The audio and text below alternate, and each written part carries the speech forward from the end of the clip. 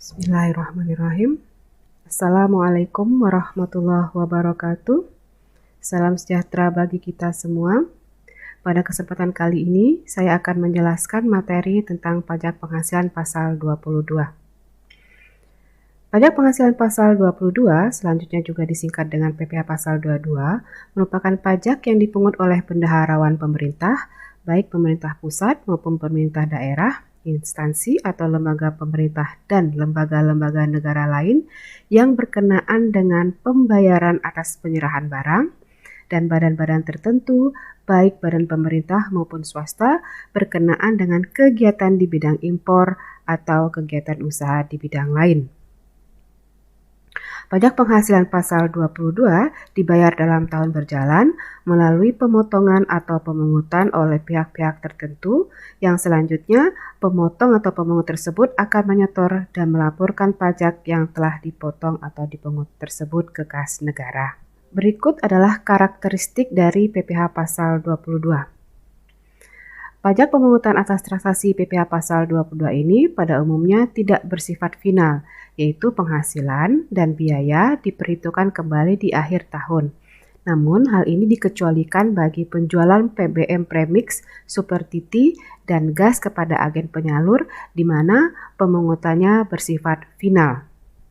Yang kedua yaitu bahwa PPh pasal 22 ini dapat menjadi kredit pajak dalam perhitungan pajak penghasilan dan didokumentasikan dalam bukti pemungutan PPh pasal 22. PPh pasal 22 ayat 1 Undang-Undang PPh menyatakan bahwa Menteri Keuangan dapat menetapkan hal-hal sebagai berikut. Yang pertama, bahwa bendahara pemerintah untuk memungut pajak sehubungan dengan pembayaran atau penyerahan barang. Yang kedua, badan-badan tertentu yang memungut pajak dari wajib pajak yang melakukan kegiatan di bidang impor atau kegiatan usaha di bidang lain. Dan wajib pajak badan tertentu untuk memungut pajak dari pembeli atas pembelian barang yang tergolong sangat mewah. Nah, berikut adalah objek PPh pasal 22. Objek penghasilan yang dikenakan PPh pasal 22 adalah kegiatan. Kegiatan yang dimaksud ini meliputi impor barang, ekspor barang tertentu, penjualan barang tertentu, atau penjualan kepada pembeli tertentu. Di antaranya adalah yang pertama, impor barang. Impor barang dibedakan menjadi beberapa kelompok jenis barang dan kepemilikan angka pengenal impor atau API bagi importirnya. Pengelompokan tersebut berpengaruh pada besarnya tarif berdasarkan lampiran PMK nomor 110 PMK 10 tahun 2018. Objek berikutnya adalah ekspor komoditas, baik itu tambang batu bara, mineral logam, mineral bukan logam, yang dilakukan oleh eksportir, kecuali yang dilakukan oleh wajib pajak yang terkait dalam perjanjian kerjasama pengusahaan pertambangan dan kontrak karya. Yang berikut, objek pajak PPh pasal 22 adalah pembelian barang. Pembelian barang oleh instansi pemerintah atau lembaga negara, badan tertentu, dan eksportir atau pengusaha industri tertentu. Nah, pembelian barang ini apabila kita lihat sesuai dengan buku teks kita di buku Siti Resmi, maka pembelian ini tidak hanya satu poin saja, tapi ada beberapa poin yang dapat dijelaskan. Misalnya untuk pembelian barang dan atau bahan-bahan untuk kegiatan usaha badan usaha tertentu meliputi badan usaha milik negara yang pertama dan untuk badan-badan tertentu. Nah, badan-badan tertentu ini misalnya ada PT Pupuk Sriwijaya Palembang, PT Petrokimia Gresik, PT Pupuk Kujang, PT Indonesia Power, dan diantaranya juga ada PT Kimia Farma, begitu.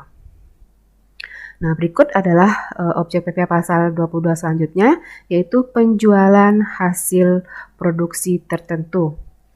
Nah, penjualan hasil produksi ini misalnya hasil penjualan produksi kepada distributor di dalam negeri oleh badan usaha yang bergerak dalam bidang industri semen, industri kertas, industri baja, industri otomotif, maupun industri farmasi. Penjualan juga meliputi pada penjualan kendaraan bermotor di dalam negeri oleh agen tunggal pemegang merek atau ATPM dan agen pemegang merek atau APM dan importir umum kendaraan bermotor tidak termasuk alat berat. Penjualan juga meliputi penjualan hasil produksi kepada distributor dalam negeri oleh produsen atau importir bahan bakar minyak, bahan bakar gas, dan pelumas.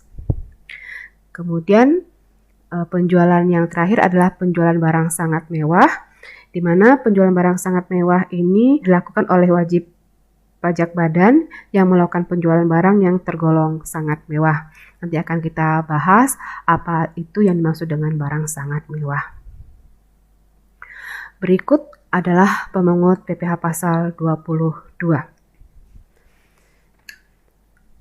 Berdasarkan Peraturan Menteri Keuangan Nomor 34 PMK 10 tahun 2017, di antara beberapa pihak yang dapat menjadi pemungut PPh pasal 22 ini akan kita sajikan dalam 6 poin ya, walaupun sebenarnya ini hanya sebagian begitu, maka akan saya jelaskan 6 poin ini aja. Nanti adik-adik dapat lihat di peraturan lengkapnya pada Peraturan Menteri Keuangan Nomor 34 PMK 10 tahun 2017.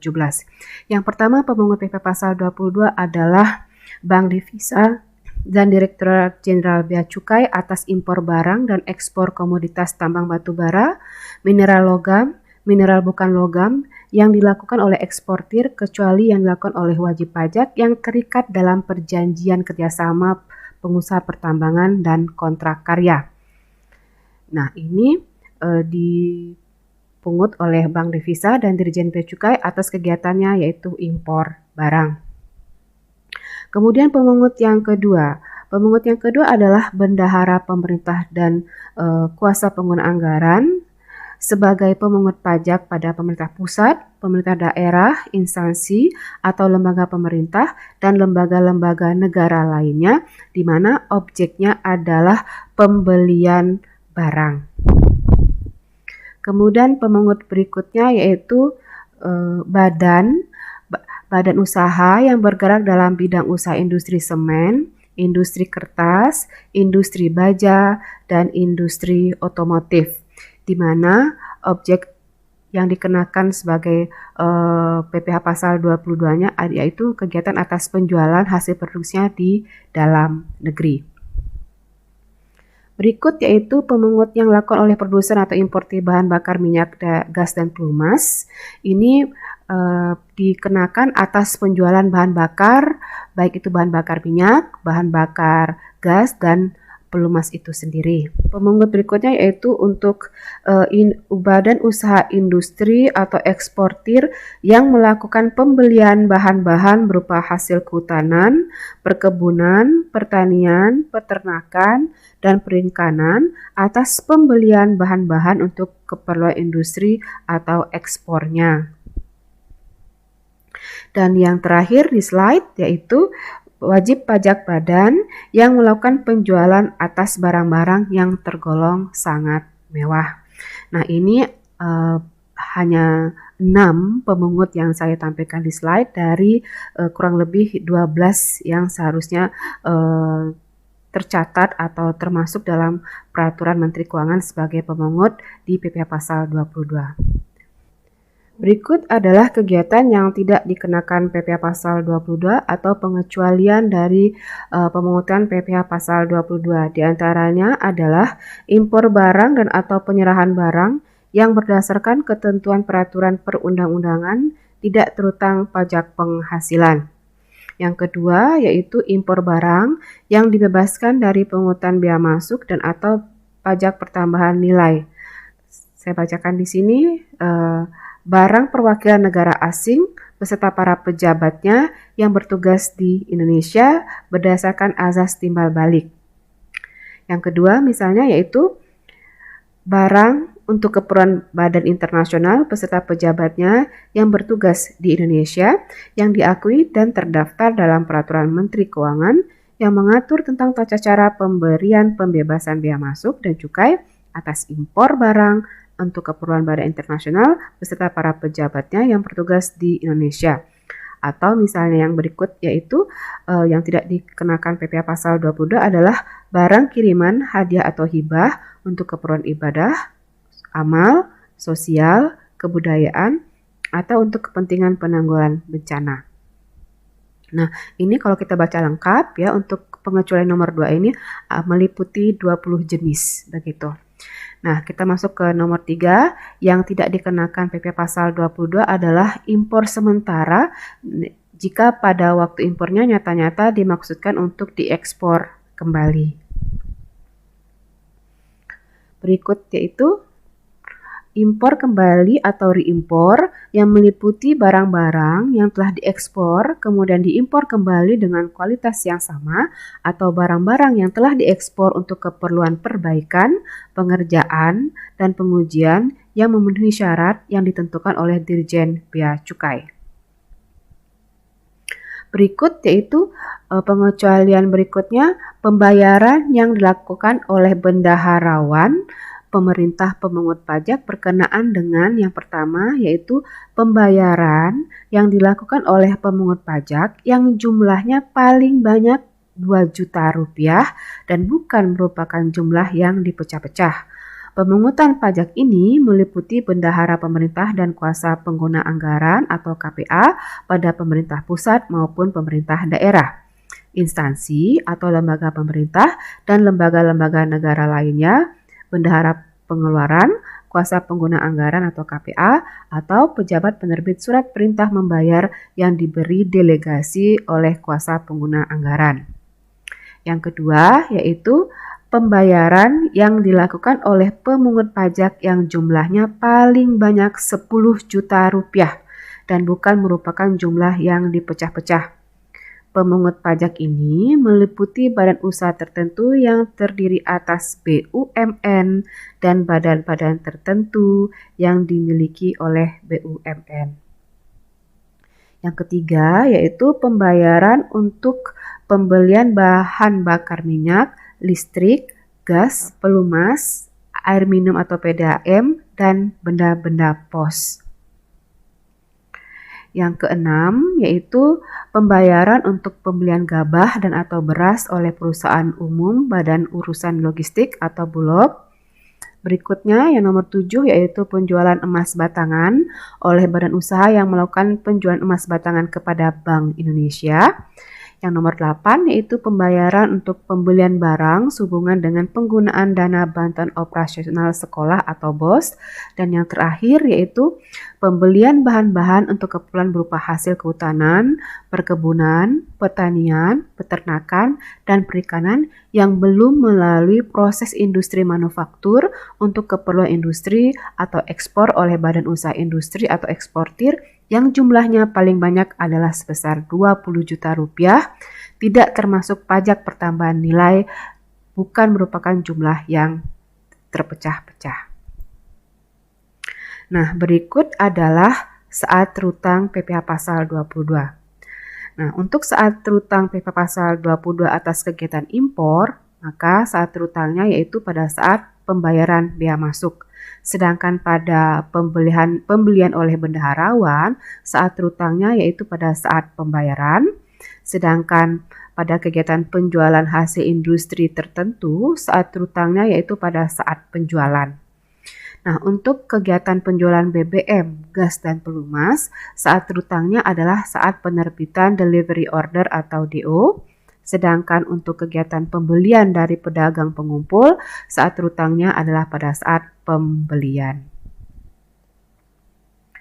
Nah, berikut kita akan membahas tentang cara menghitung PPh pasal 22. Menghitung PPh pasal 22 yaitu dengan mengalihkan tarif dan dasar pengenaan pajak atau DPP. Dasar pengenaan pajak PPh pasal 22 ini meliputi nilai impor, nilai ekspor, harga beli atas pembelian barang oleh industri tertentu, dan juga harga jual atas penjualan hasil produksi oleh usaha bidang tertentu. Di mana secara formulanya PPh pasal 22 itu dapat kita tulis dengan atau kita lihat di sini PPh pasal 22 sama dengan tarif dikali dasar pengenaan pajaknya, di mana tarifnya akan beragam sesuai dengan kegiatan yang dilakukan. Yang pertama yaitu tarif PPh pasal 22 atas kegiatan impor barang. Nah, untuk kegiatan impor barang ini pada dasarnya tarif dibedakan menjadi 6 jenis begitu. Yang pertama yaitu besarnya adalah 2,5% dari nilai impor, di mana importir menggunakan angka pengenal impor atau API. Sedangkan yang kedua, tarifnya adalah 7,5% dari nilai impor, di mana importir tidak menggunakan API atau tidak menggunakan angka pengenal impor. Tarif yang ketiga atas kegiatan impor adalah 7,5% dari nilai impor atas barang yang tidak dikuasai. Nah, untuk yang ini biasanya kita temukan pada kegiatan lelang, begitu. Kemudian yang berikut, tarif sebesar 10% pada kegiatan impor barang, di mana 10% ini diterapkan pada barang-barang tertentu sesuai pada lampiran PMK nomor 110 PMK 10 tahun 2018 huruf A dengan atau tanpa API. Kemudian tarif berikutnya yaitu 7,5% untuk barang-barang tertentu lainnya yang termaktub dalam lampiran PMK nomor 110 PMK 10 tahun 2018 huruf B dengan atau tanpa API. Dan tarif yang terakhir yaitu 0,5% berupa impor kedelai, gandum, tepung terigu, di mana ini terlampir pada PMK nomor 110 PMK 10 tahun 2018 huruf C, di mana di sini menggunakan angka pengenal impor. Nah, nilai impor sendiri merupakan nilai berupa uang yang menjadi dasar perhitungan bea masuk, yaitu cost, insurance, and freight, ditambah dengan bea masuk dan pungutan resmi lainnya yang dikenakan berdasarkan peraturan perundang-undangan pabean di bidang impor. Sehingga nilai impor dapat kita ringkas seperti formula seperti berikut, yaitu nilai impor sama dengan CIF adalah cost, insurance, and freight ditambah bea masuk dan pungutan lainnya yang diperkenankan berdasarkan peraturan perundang-undangan. Jadi ketika kita hendak menghitung berapa besarnya PPh pasal 22 atas kegiatan impor, langkah pertama yang harus kita lakukan adalah mencari nilai impor ini. Begitu. Nah, cost di sini dimaknai merupakan harga faktur. Jadi cost di sini mungkin akan sedikit berbeda dengan apa yang telah kita pelajari di mata kuliah akuntansi, bahwa cost dalam bidang perpajakan, terutama pada kegiatan impor, adalah merupakan harga faktur. Kemudian insurance merupakan biaya asuransi antar daerah atau ke daerah pabean, sedangkan freight merupakan biaya angkut atau biaya pengapalan antar daerah pabean. Begitu. Jadi nilai impor sekali lagi formulanya adalah CIF ditambah bea masuk dan pungutan lainnya yang diperkenankan. Nah, untuk lebih jelas nanti akan kita bahas melalui contoh soal. Selain impor, kegiatan PPh pasal 22 adalah pembelian barang dalam negeri.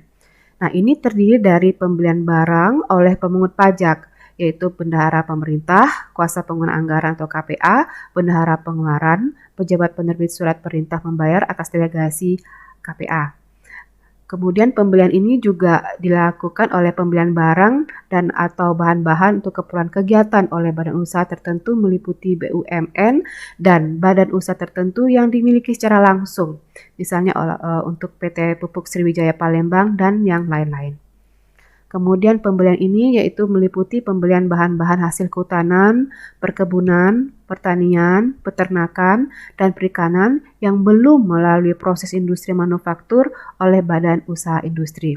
Di mana tarif yang dikenakan untuk tarif PPh pasal 22-nya adalah 1,5% dari harga pembeliannya. Di mana sifat pemungutannya adalah tidak final. Dan saat terutangnya yaitu pada saat dipungut sekaligus pada setiap dilakukan pembayaran. Sedangkan untuk tarif penjualan pada industri tertentu, misalnya pada industri semen, kertas, baja, otomotif, dan farmasi, di sini akan kita lihat akan memiliki tarif yang berbeda-beda untuk setiap jenis industrinya. Misalnya untuk industri semen, PPh pasal 22-nya adalah 0,12%, untuk industri kertas adalah 0,1%, untuk baja adalah 0,3%, untuk industri otomotif adalah 0,45%, dan untuk farmasi adalah 0,3%. Nah, ini dihitung dari nilai penjualannya tidak termasuk PPN. Jadi jika ada angka atau ada nominal dari harga yang menjadi dasar perhitungan, itu merupakan harga di luar pajak pertambahan nilai. Nah, namun apabila harga yang diberikan termasuk dengan di dalam harga tersebut meliputi harga yang sudah dihitung terkandung PPN di dalamnya atau include PPN, maka harus kita exclude-kan terlebih dahulu berapa PPN yang sudah ditambahkan. Dengan cara membagi atau mengalihkan harga yang sudah termasuk PPN itu dengan 100 dibagi 110 begitu. 100 dibagi 110, di mana 100 per 100 ditambah 10% nilai PPN-nya.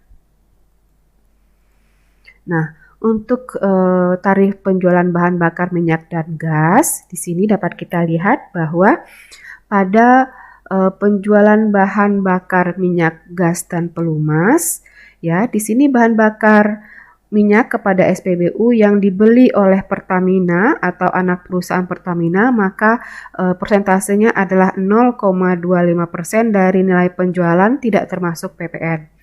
Sedangkan penjualan bahan bakar minyak kepada SPBU yang dibeli selain dari Pertamina atau anak perusahaan Pertamina, maka tarifnya adalah 0,3% dari nilai penjualan, di mana di sini juga tidak termasuk PPN-nya.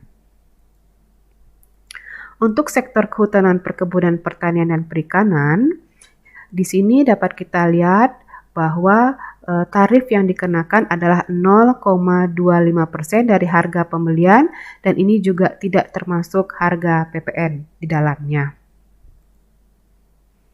Nah, untuk barang-barang yang tergolong sangat mewah dapat kita lihat di sini sesuai dengan Peraturan Dirjen Pajak Nomor 19 PJ Tahun 2015 bahwa ada beberapa barang yang dikategorikan sangat mewah, di mana apabila lakukan pembelian untuk barang-barang tersebut akan dikenakan PPh pasal 22.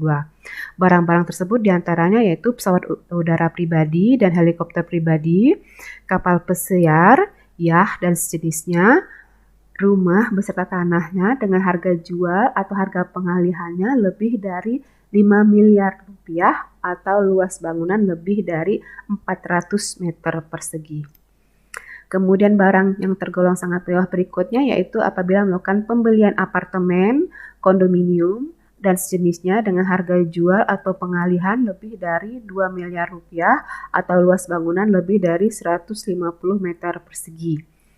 Dan yang kelima yaitu apabila membeli kendaraan bermotor roda 4 pengangkutan orang kurang dari 10 orang berupa sedan, jeep, SUV, MPV, minibus, dan sejenisnya dengan harga jual lebih dari 5 miliar rupiah dengan kapasitas silinder lebih dari 3000 cc. Dan yang terakhir, yang nomor 6, yaitu kendaraan bermotor roda 2 atau roda 3 dengan harga jual lebih dari 300 juta rupiah atau dengan kapasitas silinder lebih dari 250 cc. Maka ini tergolong pada barang-barang yang tergolong sangat mewah.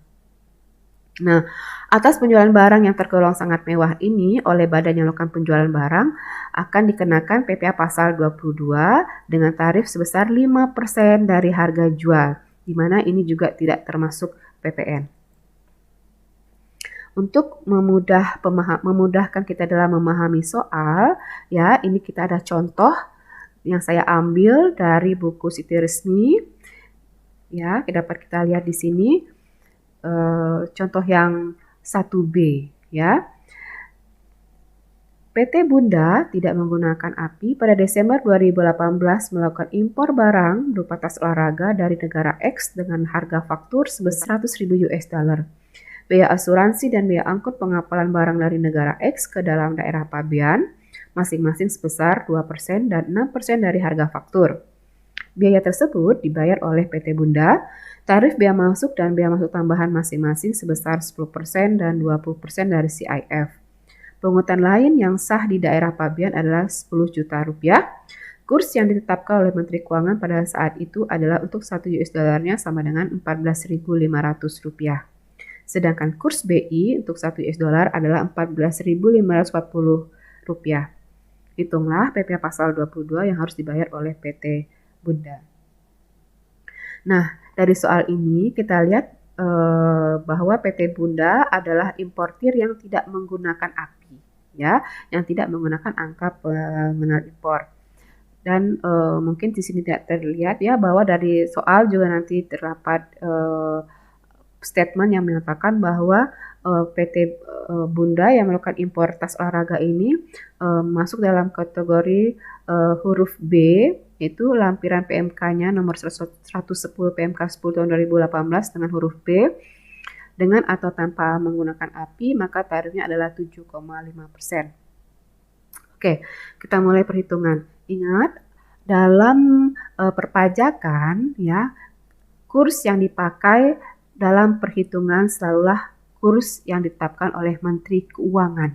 Sekali lagi, kurs yang ditetapkan atau diterapkan dalam perpajakan adalah kurs yang ditetapkan berdasarkan keputusan Menteri Keuangan. Jadi dalam soal ini, kurs yang kita pergunakan adalah kurs yang ditetapkan oleh Menteri Keuangan sebesar 14.500 rupiah untuk 1 US dollarnya. Oke, kita mulai membahas soal. Nah, ketika kita menghitung berapa besar PPh pasal 22 atas kegiatan impor, maka hal pertama yang harus kita perhitungkan atau kita cari tahu adalah nilai impornya. Ya, kita cari nilai impornya. Nilai impor adalah CIF ditambah bea masuk dan pungutan lainnya yang diperkenankan. Nah, kita cari yang pertama adalah CIF, yaitu cost-nya. Cost di sini adalah harga faktur, di mana harga faktur atau cost-nya adalah sebesar 100.000 US dollar. Kemudian insurance atau biaya asuransi.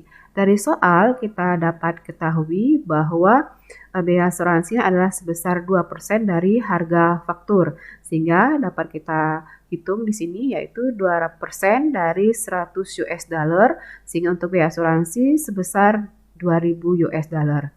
Sedangkan biaya angkut atau freight-nya di sini dari soal diketahui yaitu 6% dari harga faktur, berarti dapat kita hitung biaya angkutnya atau freight-nya sebesar 6% dikali 100.000 US dollar, sehingga didapatlah 6.000 US dollar untuk biaya angkut. Sehingga total CIF yaitu kita jumlahkan di sini 100 ditambah 2.000 ditambah 6.000, dapatlah kita totalkan di sini CIF sebesar 108.000 US dollar. Setelah dapat CIF, kita hitung berikutnya adalah bea masuk. Dari soal dapat kita lihat di sini, yang pertama bea masuk adalah 10%, kemudian bea masuk tambahan lainnya adalah 20%. Sehingga kita hitunglah 10% dari 108.000 US dollar, kita dapatkan bea masuk pertama adalah 10.800 US dollar, ditambah dengan bea masuk tambahan yaitu 20% dari 108.000 US dollar, kita dapat angka 21.600 US dollar. Sehingga kita totalkan antara CIF dan bea masuk tambahan lainnya, didapatlah totalnya sebesar 140.400 US dollar. Nah, di sini kita lihat bahwa nilai impor yang tadi kita dapatkan berupa US dollar, kita konversikan ke dalam rupiah, dalam Indonesian rupiah, di mana kurs yang kita pergunakan adalah kurs berdasarkan keputusan Menteri Keuangan, yaitu 14.500. Sehingga 140.400 dikali 14.500 didapatlah nilai impornya sebesar 2.035.800.000 rupiah. Kemudian dari soal juga dapat kita lihat di sini ada pungutan lain yang sah di daerah pabean yaitu sebesar 10 juta rupiah, sehingga harus kita tambahkan dalam komponen nilai impor. Jadi selain 2.035.800.000 rupiah, kita tambahkan juga pungutan lain yang sah di daerah pabean ditambah 10 juta, sehingga total dari nilai impor adalah sebesar 2.045.800.000 rupiah. Ini merupakan nilai impor. Setelah dapat nilai impornya, barulah kita bisa menghitung PP pasal 22 atas kegiatan impor tersebut, di mana berdasarkan lampiran PMK nomor 110 PMK 10 2018 huruf B, maka dapat diketahui bahwa tarif yang dikenakan atas kegiatan impor ini adalah sebesar 7,5%. Sehingga PPh pasal 22-nya adalah 7,5% dikali 2.045.800.000 rupiah, sehingga akan dipotong atau dipungut PPh pasal 22-nya sebesar 153.435.000 rupiah. Ini untuk contoh yang pertama mengenai kegiatan impor. Kemudian kita akan coba membahas sedikit tentang PPh pasal 22 berkaitan dengan pembelian yang dilakukan oleh bendaharawan atas suatu instansi pemerintah. Kita dapat lihat di sini di buku situs resmi contoh 3C. Saya bacakan. Pada tanggal 20 April 2019, Dinas Pendidikan melakukan pembelian barang mewah sebanyak 10 unit dengan harga per unitnya adalah sebesar 3.900 juta. Di mana harga 3.900 juta ini termasuk PPN dan PPNBM 20%. Jadi di angka 3.900 juta ini include di dalamnya adalah PPN 10% dan PPNBM 20%. Nah, kita diminta untuk menghitung berapa besar PPh pasal 22 atas kegiatan pembelian yang dilakukan oleh instansi pemerintah tersebut. Nah, mengingat angka ini di dalamnya terkandung PPN dan PPNBM alias include di sini adalah PPN 10% dan PPNBM 20%, maka harus kita excludekan dulu dari harga ini. Kita keluarkan dulu PPN dan PPNBM-nya dengan cara kita perhitungkan DPP-nya yaitu 100 dibagi 130. Ya, 100 dibagi 130. 130 ini dapat dari mana? Yaitu 100 dibagi 100 ya. 30-nya didapat dari 10% PPN dan 20% BBM. Jadi 100 dibagi 130 dikali 3.900 juta. Sehingga didapatlah DPP-nya sebesar 3 miliar rupiah. Maka 3 miliar rupiah ini merupakan harga pembelian yang menjadi dasar pengenaan PPh pasal 22, di mana atas pembelian dilakukan oleh Dinas Pendidikan akan dikenakan tarif sebesar 1,5% dari 3 miliar rupiah, yaitu 45 juta rupiah. Kemudian contoh berikutnya. Pada tanggal 25 April 2019, Dinas Koperasi dan UMKM melakukan pembelian alat tulis kantor pada toko putih senilai Rp2.200.000 termasuk PPN 10%. PPh pasal 22 yang dipungut oleh bendaharawan dinas tersebut pada saat pembayaran dihitung sebagai berikut. Oleh karena harga 2.200.000 ini include PPN 10%, maka harus kita excludekan dengan cara 100 dibagi 100 plus 10% PPN. Berarti 100 dibagi 110 dikali 2.200.000 rupiah. Sehingga didapatlah DPP-nya sebesar 2 juta rupiah. Nah, ingat bahwa pada pengecualian objek pajak PPh pasal 22 ada yang menyebutkan bahwa pengenaan PPh pasal 22 itu diberikan pada pembelian di atas 2 juta rupiah. Karena pembelian pada kasus ini tidak melebihi dari 2 juta rupiah, maka pada transaksi yang dilakukan oleh Dinas Koperasi tidak dikenakan PPh pasal 22 karena masih dalam batas pengecualian objek PPh pasal 22. Pada tanggal 26 April 2019, Bagian Umum Setda Kabupaten X melakukan pembelian snack dari toko jajan pasar sebanyak 150 kotak dengan harga 20.000 per kotak, di mana ini tidak termasuk PPN. Diketahui bahwa toko jajan pasar tidak memiliki NPWP. Oh ya, perlu saya tambahkan di sini bahwa untuk PPh Pasal 22, apabila si pembayar pajaknya tidak memiliki NPWP, maka sanksi yang akan diberikan adalah pengenaan tarif sebesar 100% lebih tinggi dari nilai yang harus dibayarkan. Gitu. Jadi, dapat kita hitung sebagai berikut. Yang pertama, kita cari dulu nilai pengenaan pajaknya, yaitu adapun salah ini ya.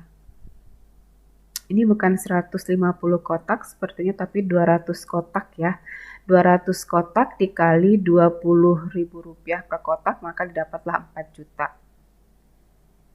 Besarnya PPh Pasal 22 atas pembelian yang dilakukan oleh bendaharawan bagian umum Setda Kabupaten X ini adalah tarifnya adalah 1,5% dikali 4 juta, maka besarnya PPh Pasal 22-nya adalah Rp60.000. Namun dikarenakan rekanan Setda ini yaitu toko jajan pasar tidak memiliki NPWP, maka toko jajan pasar harus membayar 100% lebih tinggi dari tarif normalnya. Berarti tambah lagi 100% dikali 1,5% dari 4 juta rupiah, sehingga selain harga PPh Pasal 22, maka dia juga harus membayar 100% karena tidak memiliki NPWP, sehingga PPh Pasal 22 yang dipungut oleh bagian umum Setda Kabupaten X adalah sebesar Rp120.000.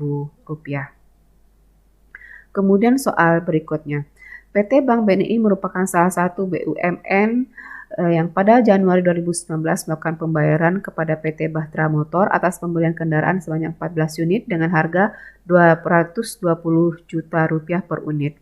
Harga ini termasuk PPN 10%.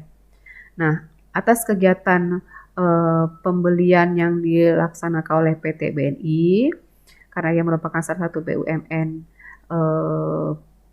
yang melakukan transaksi, maka PPh Pasal 22 yang dipungut oleh PT BNI pada saat pembayaran kita melakukan perhitungan sebagai berikut.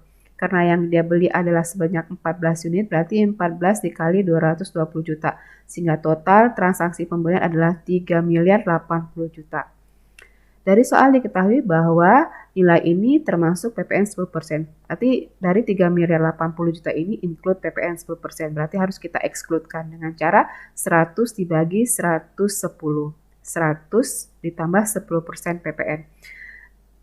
Dikali dengan 3.080 juta, didapatlah DPP-nya sebesar 2.800 juta.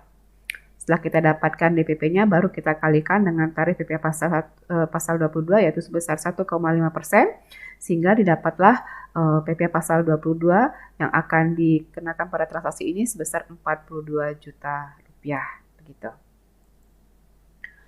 Kemudian kita masuk ke materi berikutnya, yaitu mengenai prosedur pemungutan.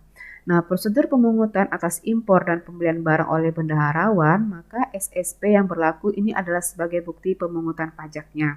Sedangkan atas transaksi lainnya, pemungut harus menerbitkan bukti pungut PPh Pasal 22. Nah, untuk waktu pelaporan, untuk waktu pelaporan kegiatan impor itu dilaporkan oleh Dirjen Bea Cukai secara mingguan, paling lambat pada hari kerja terakhir minggu berikutnya. Sedangkan waktu pelaporan pada pembelian barang oleh bendaharawan itu paling lama 14 hari setelah masa pajak berakhir. Sedangkan waktu pelaporan untuk badan-badan tertentu, waktu pelaporannya adalah paling lama 20 hari setelah masa pajak berakhir. Demikian pemaparan saya untuk materi PPh Pasal 22. Sekian dan terima kasih atas perhatiannya. Assalamualaikum warahmatullahi wabarakatuh.